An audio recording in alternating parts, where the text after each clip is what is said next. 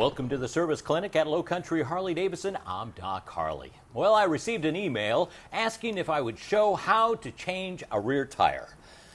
Well, it takes a lot of specifics to change a rear tire, especially for the different models Harley-Davidson offers. And then there is chain drive, enclosed chain drive, belt drive. So instead of showing you how to change a tire on one bike, I would like to share with you common mistakes we see here at Low Country Harley-Davidson of owners that change their tires at home. All right, start out with, every tire has a directional arrow. All right, we've seen this the opposite direction. And yes, it will run, but it will tear up the tire a lot faster.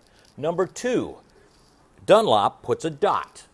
They want this at the valve stem. I've seen this at 90 degrees, 180, and it really makes balancing it a real challenge when this is not at the tire valve. Next thing, yes, the weights. Changing your tire with the same tire is not going to say that the weights are going to be the same in the same location or the same amount of weights. So that's a misnomer that I'm putting the same kind of tire on. No, it's not going to be balanced in the same place. Here at Low Country Harley-Davidson, we changed to a brand new tube when we put a brand new tire, or even the valve stem on a cast wheel. Putting an old tube in a new tire is taking a chance, and I don't like to change a tire more than once in the amount of miles that I want to get out of the tire. This is the big thing we see here. You have to be careful in changing your tire. You have to take the brake caliper off the bike to get the tire out, or the whole wheel. When you're putting it back together again, these pads don't want to stay where they want to be. You have to index them into the caliper holder. Now this front one you can see pretty good, but the back one you can't see, and there's a possibility that the back one falls out and you don't see it until you're going down the road here. Harley-Davidson has particular places that the pads must index into to be separated on the disc. You have to be sure that your pads are going in the right direction. And yes, we have even seen where somebody put both pads on one side and the disc on the other. Yeah, it made a loud noise and you wondered why. All right, you have to be very, very careful when you are taking the caliper off and putting the caliper back on. Now, let's just say you've done your tire and you're putting it back in.